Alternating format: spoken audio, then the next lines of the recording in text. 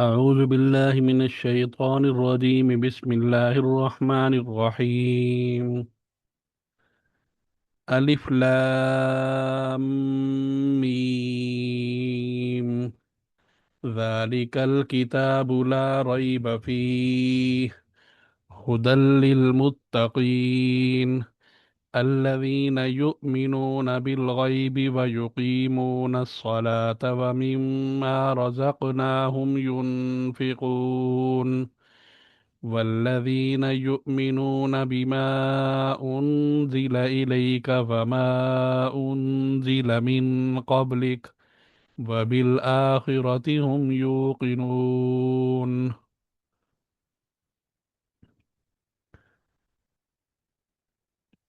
بسم اللہ کا ترجمہ تو آ گیا، پہلے شروع اللہ کے نام سے جو بہت مہربان نہایت رحم والا ہے۔ آگے الف لام میم، یہ حروف مقطعات ان کو کہتے ہیں، اس کے بارے میں تفصیل آ جائے گی۔ ذالکا، ذالکا سے مراد یہ، الکتاب کتاب، لا معنی نہیں، ریبہ معنی شک، فی معنی میں، ہی اشارہ ہے کتاب کی طرف۔ ذالک الکتاب، یہ کتاب ہے، لا ریبہ نہیں ہے شک، فی ہی اس میں یعنی اس کتاب میں، ہدن یہ ہدایت کا ذریعہ ہے، للمتقین یہ پہلے والا لام جو ہے یہ معنی کے لیے کے معنی میں آئے گا۔ متقین، متقی کی جمع ہے تقوی والا، یعنی اللہ سے ڈرنے والا۔ یہ ہدایت ہے متقین کے لیے، الذین وہ لوگ، یؤمنون، یؤمنو کی جمع ہے، یؤمنون کا مطلب ایمان لاتے ہیں، یقین کرتے ہیں۔ بالغیب، با یہاں ساتھ کے معنی میں ہے، غیب غیب کے معنی میں ہے۔ الذین یعنی یہ تقوی والے وہ لوگ ہیں، الذین وہ لوگ ہیں، یؤمنون جو ایمان لاتے ہیں، بالغیبی غیب پر، یہ پر جو ہے یہ با کا معنی کیا ہے۔ ویقیمون، واو اور، یقیمون قائم کرتے ہیں، یقیموں کی جمع ہے قائم کرنا، اور یہ قائم کرتے ہیں الصلاۃ نماز کو، ومما، واو اور کے معنی میں ہے، مما یہ من ما سے ہے، من، من ما، من منا سے، ما منا جو، یا نہیں کے معنی، نہیں کے معنی میں بھی ہوتا ہے لیکن وہ یہاں نہیں، یہاں معنی ہے جو، رزقنا، نا نسبت ہماری طرف یعنی جمع اگر ہو، یعنی رزقنا رزق سے ہے کہ جو ہم نے رزق دیا، ہم اشارہ ان کی طرف ہے جو تقوی والے ہیں، ہم جمع کے لیے ہوتا ہے غائب ہوں اور جمع والے ہوں زیادہ لوگ۔ ینفقون، ینفقو کی جمع ہے، ینفقو خرچ کرنے والا۔ الذین یہ تقوی والے وہ لوگ ہیں، یؤمنون جو ایمان لاتے ہیں، بالغیبی غیب پر، ویقیمون اور قائم کرتے ہیں الصلاۃ نماز کو، ومما واو اور مین میں سے اور اس میں سے جو، رزقنا ہم نے رزق دیا، ہم ان کو، ینفقون خرچ کرتے ہیں۔ اور دوسری صفت ان کے کیا ہے، والذین، واو اور الذین اور وہ لوگ ہیں، یؤمنون جو کہ ایمان لاتے ہیں، بما با میں نا ساتھ یا پر، یعنی اس چیز پر، ما میں نا جو، اس چیز پر جو، ان ضلع نازل کی گئی ہے، الئی، الئی کا الا میں نا ہوتا ہے طرف، کاف اشارہ سامنے مخاطب کی طرف اگر زبر ہو تو، کاف کے اوپر زبر ہے تو الئی کا جو کہ نازل کیا گیا آپ کی طرف، واو اور ما انزیلا اور جو، ما جو انزیلا نازل کیا گیا، من سے، قبل پہلے، کاف اشارہ سامنے والے کی طرف، اور جو نازل کیا گیا من قبلک آپ سے پہلے، من قبلک کاف اشارہ آپ صلی اللہ علیہ وسلم کی طرف ہے، قبل میں نہ پہلے، جو آپ سے یہاں من کا معنی ہے، اور جو آپ سے پہلے نازل کیا گیا اس پر بھی وہ ایمان لاتے ہیں، وبال آخرتی، واو اور با میں نہ ساتھ، اور آخرت پر، ہم وہ لوگ یعنی تقوی والے، یوقنون وہ یقین رکھنے والے ہیں یعنی اس کو ماننے والے ہیں۔ آگے ہے اولئک علی ھدی من ربہم واولئک ھم المفلحون۔ اولئک اشارہ ان لوگوں کی طرف ہی ہے جن کا ذکر چل رہا ہے، کہ اولئک وہ لوگ ہیں، وہی ہیں، مطلب وہی ہیں کی طرف، علی میں نہ پر، ہدن میں نہ ہدایت، یہی یہی وہ لوگ ہیں جو کہ ہدایت پر ہیں، مین میں نہ سے، رب میں نہ رب، ہم اشارہ ان لوگوں کی طرف، تقوی والوں کی طرف ہی ہے، یہی لوگ ہیں جو اپنے رب کی طرف سے ہدایت پر ہیں، و اولائکا واؤ اور اولائکا یہی وہ لوگ ہیں، ہم اشارہ انہی کی طرف ہے، کہ مفلحون، مفلح کی جمع ہے، مفلح کا معنی ہوتا ہے کامیاب، یہی لوگ کامیاب ہیں۔ اچھا جی، اس سورت کا نام سورہ بقرہ ہے، سورۃ البقرہ، اور یہ اسی نام سے حدیث میں اور صحابہ کی روایات میں اس کا ذکر موجود ہے۔ ایک جس روایت میں سورہ بقرہ کو سورہ بقرہ کہنے سے منع کیا گیا ہے وہ صحیح نہیں ہے۔ اس سورت میں 286 آیات ہے اور 6221 کلمات ہیں، اور 25,500 حروف ہیں، یعنی لیٹر، ایک ایک لفظ، الف لام میم، اور یہ کلمہ جو ہوتا ہے یہ جیسے ذالکا، یہ پورا 3 لفظوں سے مل کر یہ ایک کلمہ کہلاتا ہے۔ الکتاب ایک کلمہ، یعنی ایک سپیس سے دوسرے سپیس تک ایک کلمہ کہلاتا ہے۔ یہ صورت مدنی ہے، یعنی مدینہ طیبہ کی طرف ہجرت کرنے کے بعد نازل ہوئی ہے، اگرچہ اس کی بعض آیات مکہ مکرمہ میں حج کے وقت نازل ہوئی ہیں، لیکن مفسرین کی اصطلاح میں یہ وہ بھی آیات مدنی کہلاتی ہیں، یہ ہم پہلے پڑھ چکے ہیں۔ سورہ بقرہ قرآن کریم کی سب سے بڑی سورت ہے، اور مدینہ طیبہ میں سب سے پہلے اس کا نزول شروع ہوا، اور مختلف زمانوں میں مختلف آیتیں نازل ہوتی رہیں، یہاں تک کہ سود یعنی ربا کے متعلق جو آیات ہیں وہ حضور صلی اللہ علیہ وسلم کی آخری عمر میں فتح مکہ کے بعد نازل ہوئی ہیں، اور اس کی ایک آیت ہے وَاتَّقُوا یومن ترجعون فیہ الی اللہ، 281 نمبر آیت ہے، وہ تو قرآن کی بالکل آخری آیت ہے، جو سن 10 ہجری میں 10 ذی الحجہ کو مینا کے مقام پر نازل ہوئی ہے، جبکہ حضور صلی اللہ علیہ وسلم حجۃ الوداع کے فرائض ادا کرنے میں مشغول تھے، اور اس کے 80 یا 90 دن کے بعد، یعنی اس آیت کے نازل ہونے کے 80 یا 90 دن کے بعد، حضور صلی اللہ علیہ وسلم دنیا سے پردہ فرما گئے، اور وحی الہی کا سلسلہ ہمیشہ کے لیے ختم ہو گیا۔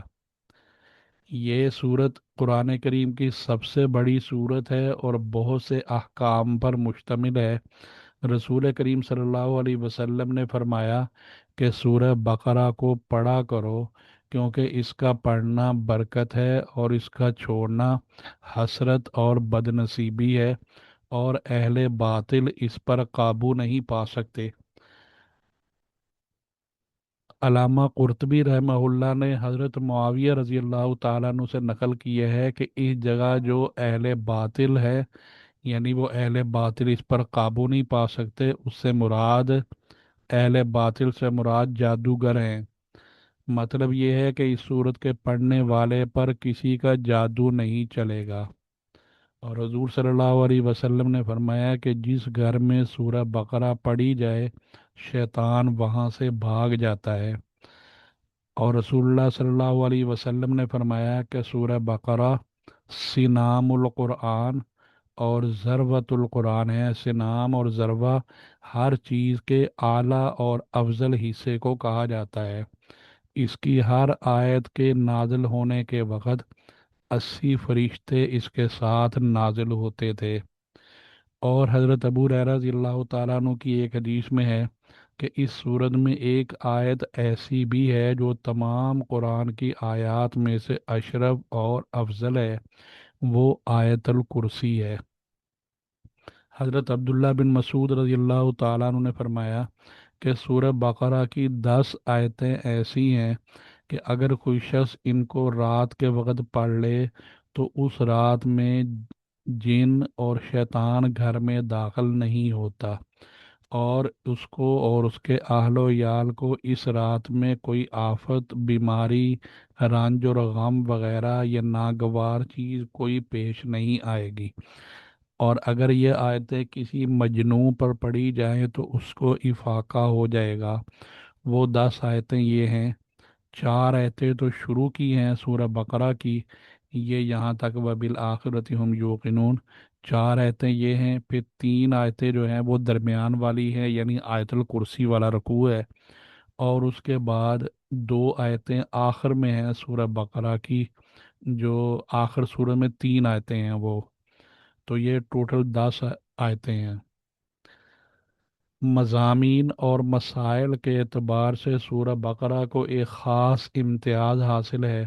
علامہ ابن عربی رحمہ اللہ فرماتے ہیں کہ میں نے اپنے بزرگوں سے سنا ہے کہ سورہ بقرہ میں 1000 حکم ہیں، یعنی حکم والی جو احکامات ہوتے ہیں، حکم کا مطلب جیسے آرڈر کرنا، اور 1000 نہیں ہے، نہیں کا معنی جن چیزوں سے منع کیا گیا، اور 1000 حکمتیں ہیں، اور 1000 خبریں اور قصے ہیں۔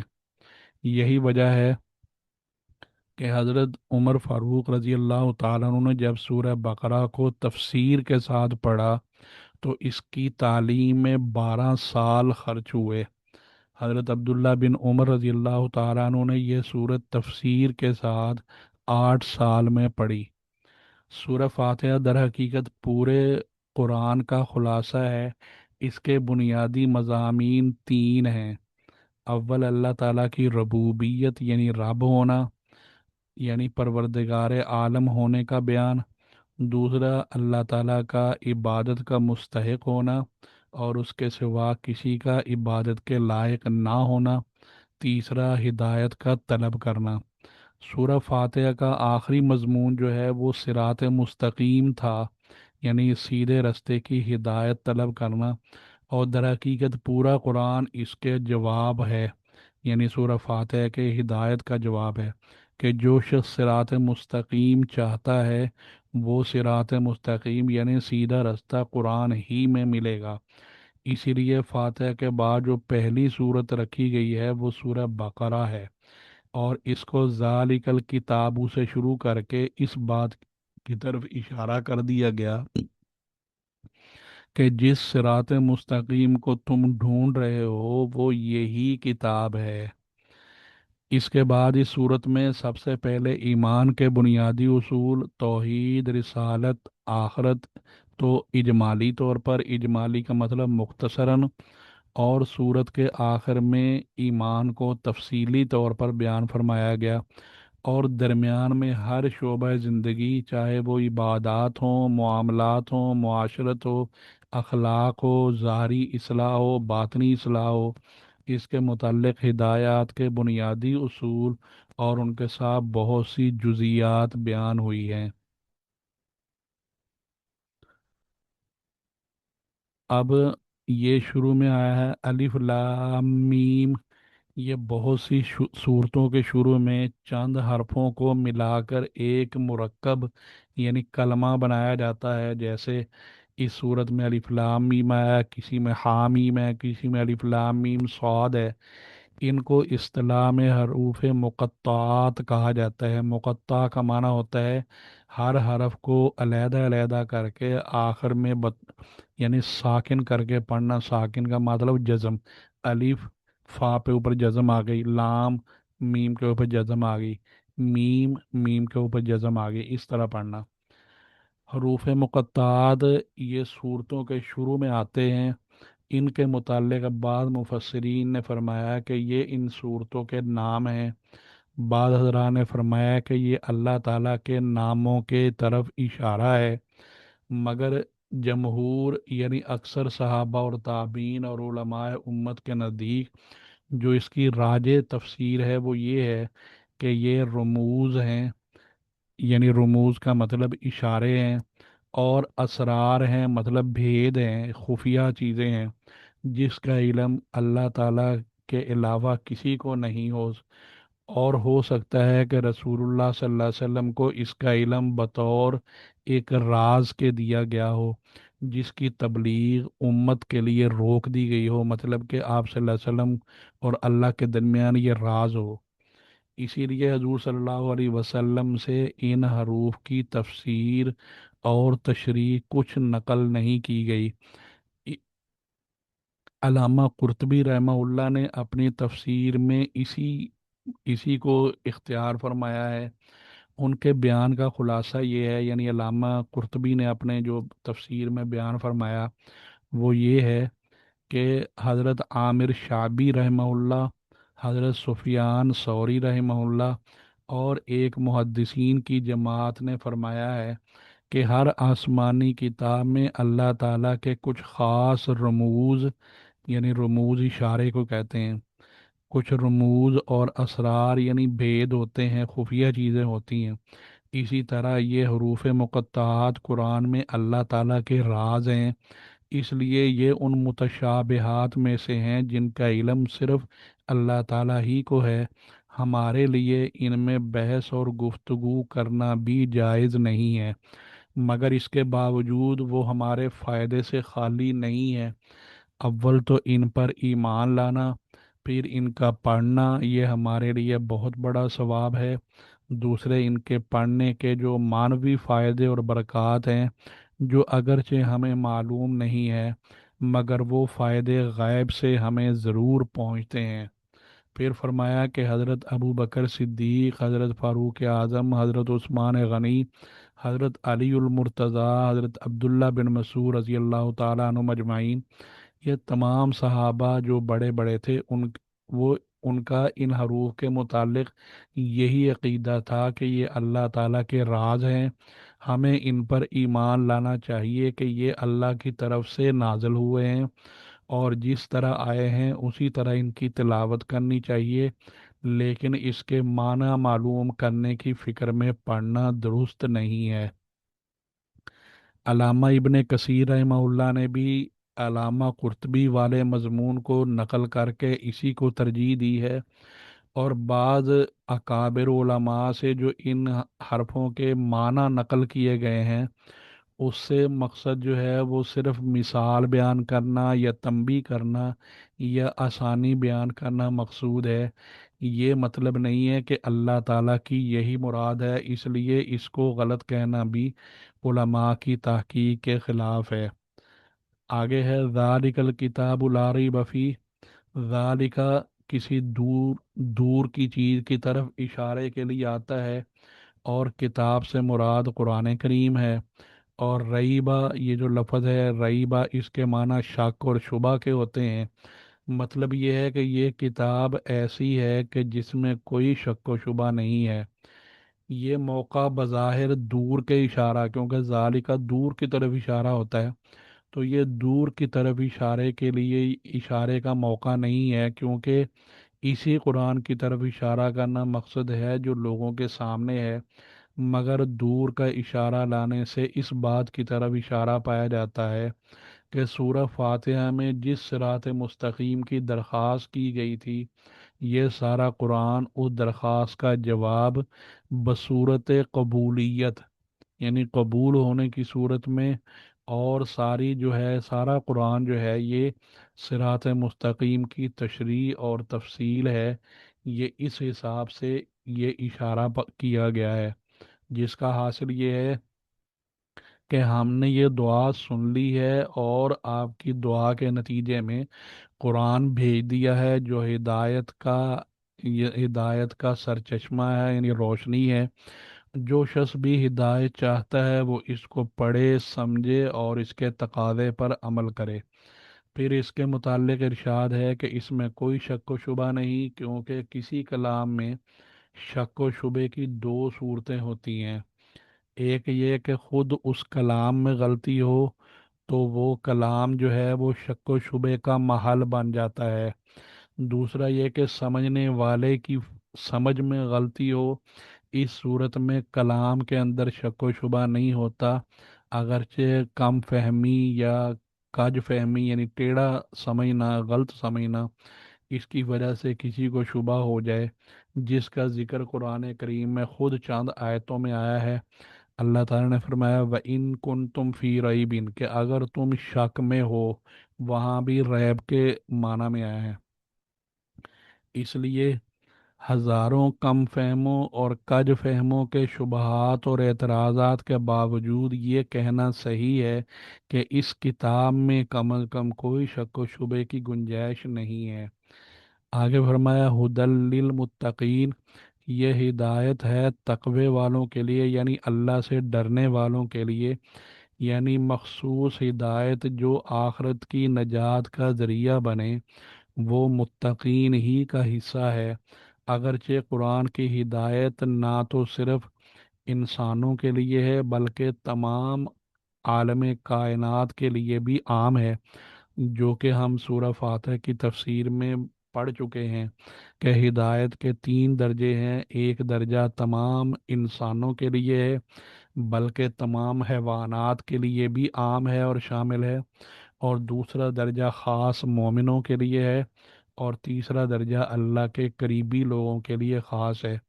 پھر اس کے درجات کی بھی کوئی حد اور انتہا نہیں ہے۔ قرآن کریم کے مختلف مواقع میں کہیں ہدایت عام جو ہدایت ہے اس کا ذکر ہے، کہیں خاص ہدایت کا ذکر ہے۔ اس جگہ جس خاص ہدایت کا ذکر ہے، یہ ہدایت متقین کے لیے خاص کی گئی ہے۔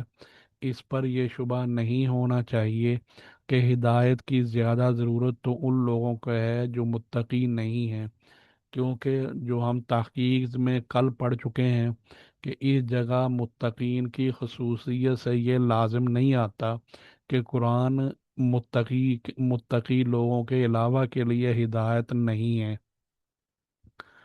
اب متقین کی جو ہے وہ خاص خاص صفتیں ہیں، جو بعد کی دو آیتوں میں اللہ تعالیٰ نے یہ متقین کی خاص صفات اور علامات بیان کر کے یہ بتلا دیا کہ یہ جماعت ہدایت یافتہ ہے، انہی کا رستہ صراط مستقیم ہے۔ جس کو سیدھا رستہ چاہیے اس جماعت میں شامل ہو جائے، ان کے ساتھ رہے، ان کے عقائد اور نظریات اور اعمال اور اخلاق کو اپنا نصب العین بنائے۔ شاید یہی وجہ ہے کہ متقین کی خاص صفات بیان کرنے کے بعد اللہ تعالیٰ نے ارشاد فرمایا کہ اولئک علی ھدی من ربہم واولئک ھم المفلحون، یعنی یہی لوگ ہیں ٹھیک رستے پر، اور ان کے رب کی طرف سے جو ان کو ہدایت ملی ہے، اور یہی لوگ ہیں پورے کامیاب۔